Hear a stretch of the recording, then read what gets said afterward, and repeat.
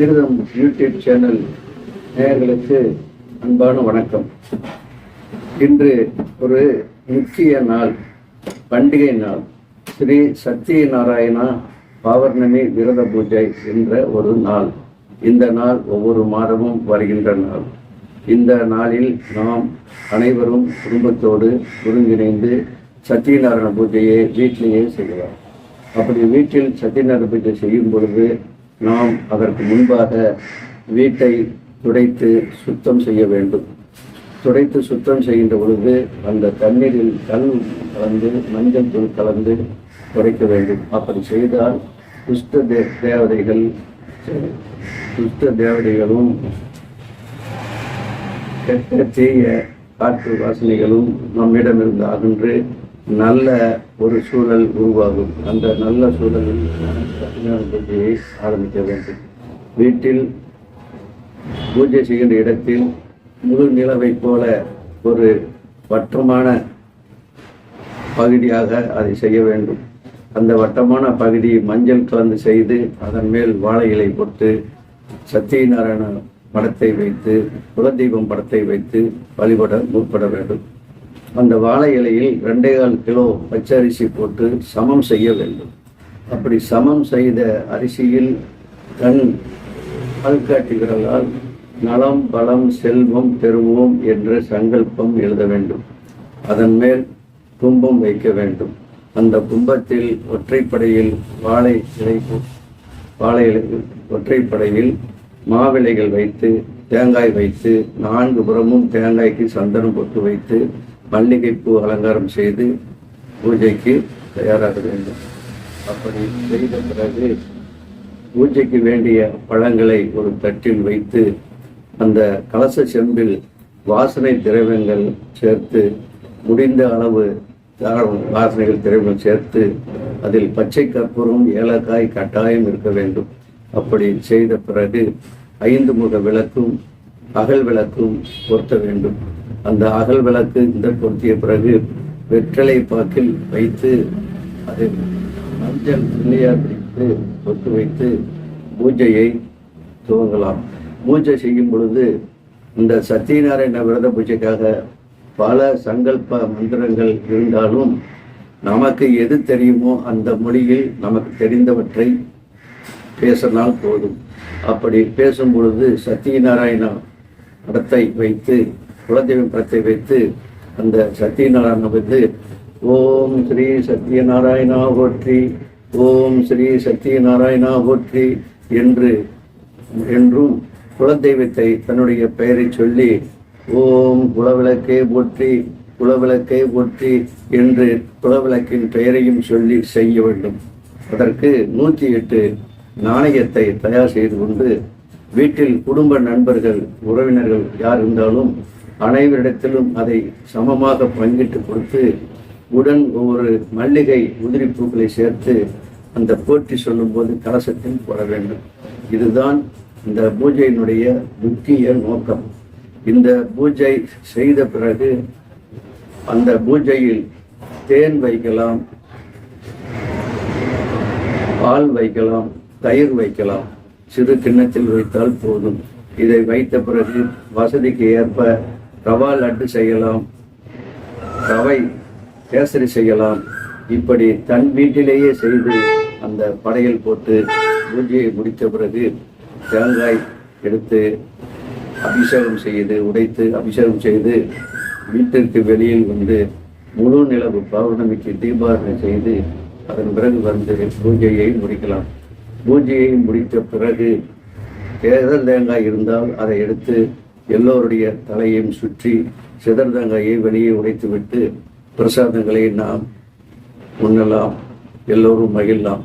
இப்படி இந்த பூஜை செய்வதனால் என்ன பயன் அப்படிங்கிற ஒரு கேள்வி உங்களுக்கு வறுமையானால், இது செய்வதால் வீட்டில் அமைதி ஏற்படும், அமைதியால் நிம்மதி கிடைக்கும், கணவன் மனைவி சண்டைகள் பிணக்குகள் நாளடைவில் குறைந்து போகும், படித்த பிள்ளைகள் நன்கு படிப்பார்கள், படித்தவர்களுக்கு வேலை முயற்சி செய்தால் வேலை கிடைக்கும், வெளிநாடு செல்லுகின்ற எண்ணம் உடையவர்களுக்கு அந்த சூழ்நிலையை உருவாகும், வெளிநாட்டில் வேலை கிடைக்கும், செய்கின்ற தொழில் வியாபாரம் மேலும் மேலும் பெருகிக் கொண்டே வரும். ஒவ்வொரு மாதமும் தவறாமல் செய்து வரும்போது நம்முடைய வாழ்க்கையும் தவறி போகாமல் சிறப்பாகவே அமையும். காலப்போக்கில் கஷ்டம் என்றால் என்னவென்று தெரியாது, வறுமை என்றால் என்னவென்று தெரியாது. குடும்பத்தை எப்போதும் மகிழ்ச்சி நிலவி கொண்டே இருக்கும். இதை கண்கூடாக நீங்கள் அனுபவிக்கலாம், அனுபவித்துக் கொண்டும் இருக்கிறார்கள். இந்த பூஜையை இதுவரை தெரியாதவர்கள் இதை தெரிந்து செய்ய முற்பட வேண்டும் என்று உங்களை அன்புடன் கேட்டுக்கொள்வதோடு, இப்படி செய்யும் இதே நேரத்தில் புண்ணிய ஸ்தலங்களுக்கு சென்று வரலாம். குறிப்பாக திருவண்ணாமலை சென்று கிரிவலம் வரலாம், பழனி முருகன் கோயில் சென்று கிரிவலம் வரலாம், மதுரை மீனாட்சி அம்மன் கோயில் சென்று பூஜைகள் செய்து வரலாம். இப்படி புண்ணிய ஸ்தலங்கள் எங்கெல்லாம் போக முடியுமோ, யாருக்கெல்லாம் அந்த வாய்ப்பு கிடைக்குமோ அதை அவர்கள் செய்து வரலாம். இப்படி செய்து வருகின்ற பொழுது நமக்கு நம்மை அறியாமலே மனம் பக்குவப்படும். மனம் பக்குவப்பட்டவற்றால் உழைப்புக்கு நமக்கு தயக்கம் வராது. உழைக்க தயாராகிவிட்டால் பணம் நம்மளை தேடி வரும். தேடி வரும் பணத்தை எப்படி செலவு செய்வது என்று திட்டமிட்டால் வாழ்க்கையை முறையாக நடத்தலாம். இது ஒரு அமைதியான வழிபாட்டு முறைதான். வெறும் பக்தி மட்டுமே ஒரு மனிதனை உயர்த்தாது. ஆன்மீகம் கலந்த பக்தியும் பக்தி கலந்த ஆன்மீகமும் நம் நாட்டிற்கும் தேவை, வீட்டிற்கும் தேவை, நமக்கும் தேவை. இப்படி நாம் வழிபட்டு வந்தால் காலப்போக்கில் நாமும் நம் நாடும் நம் மக்களும் நன்றாக இருப்பார்கள் என்பதை நம்முடைய முன்னோர்கள் ஆதி காலத்திலிருந்து வழக்கத்திலும் ஒரு ஐதீகமாக வழிபாடு செய்து வந்திருக்கிறார்கள். வீட்டில் பூஜை செய்கின்ற இடத்தில் முழு நிலவை போல ஒரு வட்டமான பகுதியாக அதை செய்ய வேண்டும். அந்த வட்டமான பகுதி மஞ்சள் கலந்து செய்து அதன் மேல் வாழை இலை போட்டு சத்தியநாராயண படத்தை வைத்து குலதெய்வம் படத்தை வைத்து வழிபட முற்பட வேண்டும். அந்த வாழை இலையில் 2.25 கிலோ பச்சரிசி போட்டு சமம் செய்ய வேண்டும். அப்படி சமம் செய்த அரிசியில் தன் ஆள்காட்டி விரலால் நலம் பலம் செல்வம் பெறுவோம் என்ற சங்கல்பம் எழுத வேண்டும். அதன் மேல் கும்பம் வைக்க வேண்டும். அந்த கும்பத்தில் ஒற்றைப்படையில் வாழை இலை ஒற்றைப்படையில் மாவிளைகள் வைத்து தேங்காய் வைத்து 4 புறமும் தேங்காய்க்கு சந்தனம் போட்டு வைத்து மல்லிகைப்பூ அலங்காரம் செய்து பூஜைக்கு தயாராக வேண்டும். அப்படி செய்த பிறகு பூஜைக்கு வேண்டிய பழங்களை ஒரு தட்டில் வைத்து அந்த கலச செம்பில் வாசனை திரவியங்கள் சேர்த்து முடிந்த அளவு வாசனைகள் திரவியங்கள் சேர்த்து அதில் பச்சை கற்பூரம் ஏலக்காய் கட்டாயம் இருக்க வேண்டும். அப்படி செய்த பிறகு 5 முக விளக்கும் அகல் விளக்கும் பொருத்த வேண்டும். அந்த அகல் விளக்கு இந்த பொருத்திய பிறகு வெற்றிலை பாக்கில் வைத்து அதை மஞ்சள் துணியார் பிடித்து பொத்து வைத்து பூஜையை துவங்கலாம். பூஜை செய்யும் பொழுது இந்த சத்தியநாராயண விரத பூஜைக்காக பல சங்கல்ப மந்திரங்கள் இருந்தாலும் நமக்கு எது தெரியுமோ அந்த மொழியில் நமக்கு தெரிந்தவற்றை பேசினால் போதும்.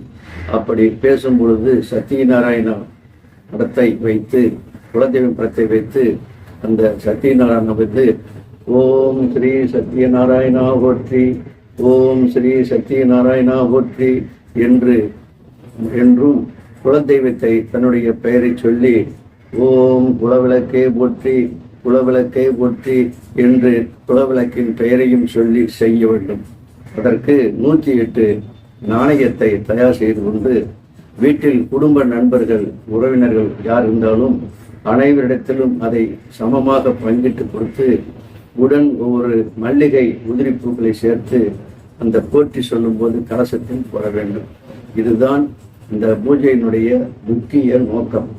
இந்த பூஜை செய்த பிறகு அந்த பூஜையில் தேன் வைக்கலாம், பால் வைக்கலாம், தயிர் வைக்கலாம். சிறு கிண்ணத்தில் வைத்தால் போதும். இதை வைத்த பிறகு வசதிக்கு ஏற்ப ரவா லட்டு செய்யலாம், ரவை கேசரி செய்யலாம்.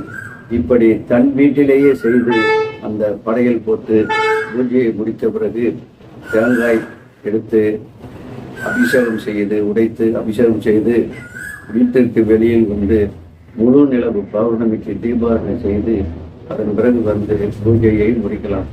பூஜையை முடித்த பிறகு தேர்தல் தேங்காய் இருந்தால் அதை எடுத்து எல்லோருடைய தலையையும் சுற்றி சிதர் தேங்காயை வெளியே உடைத்துவிட்டு பிரசாதங்களை நாம் உண்ணலாம், எல்லோரும் மகிழலாம். இப்படி இந்த பூஜை செய்வதனால் என்ன பயன் அப்படிங்கிற ஒரு கேள்வி உங்களுக்கு வறுமையானால், இது செய்வதால் வீட்டில் அமைதி ஏற்படும், அமைதியால் நிம்மதி கிடைக்கும், கணவன் மனைவி சண்டைகள் பிணக்குகள் நாளடைவில் குறைந்து போகும், படித்த பிள்ளைகள் நன்கு படிப்பார்கள், படித்தவர்களுக்கு வேலை முயற்சி செய்தால் வேலை கிடைக்கும், வெளிநாடு செல்லுகின்ற எண்ணம் உடையவர்களுக்கு அந்த சூழ்நிலையை உருவாகும், வெளிநாட்டில் வேலை கிடைக்கும், செய்கின்ற தொழில் வியாபாரம் மேலும் மேலும் பெருகிக் கொண்டே வரும். ஒவ்வொரு மாதமும் தவறாமல் செய்து வரும்போது நம்முடைய வாழ்க்கையும் தவறி போகாமல் சிறப்பாகவே அமையும். காலப்போக்கில் கஷ்டம் என்றால் என்னவென்று தெரியாது, வறுமை என்றால் என்னவென்று தெரியாது, குடும்பத்தை எப்போதும் மகிழ்ச்சி நிலவி கொண்டே இருக்கும். இதை கண்கூடாக நீங்கள் அனுபவிக்கலாம், அனுபவித்துக் கொண்டும் இருக்கிறார்கள். இந்த பூஜையை இதுவரை தெரியாதவர்கள் இதை தெரிந்து செய்ய முற்பட வேண்டும் என்று உங்களை அன்புடன் கேட்டுக்கொள்வதோடு, இப்படி செய்யும் இதே நேரத்தில் புண்ணிய ஸ்தலங்களுக்கு சென்று வரலாம். குறிப்பாக திருவண்ணாமலை சென்று கிரிவலம் வரலாம், பழனி முருகன் கோயில் சென்று கிரிவலம் வரலாம், மதுரை மீனாட்சி அம்மன் கோயில் சென்று பூஜைகள் செய்து வரலாம்.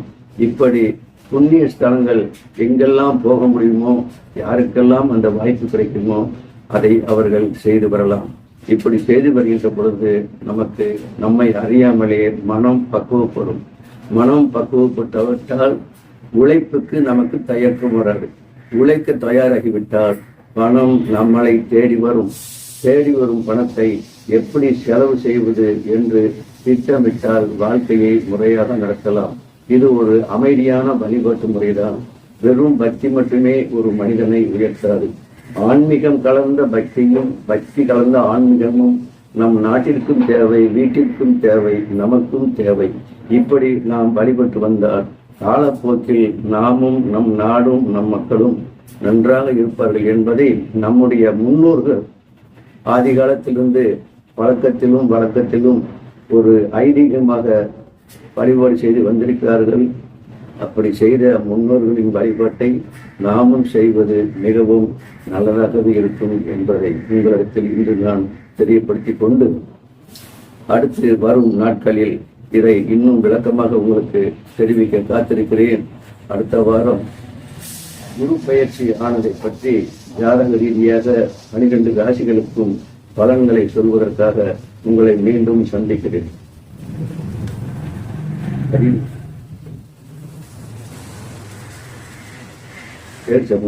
அட்ரஸ் பேச போறோம். மீண்டும் சந்திக்கிறேன். உங்களை தொடர்பு கொள்ளும் வரை பிரம்மஸ்ரீ கனகராஜ் வாஸ்து ஜோதிட நிபுணர். அலைபேசி எண் 9600009843 சென்னை 92. நன்றி, வணக்கம்.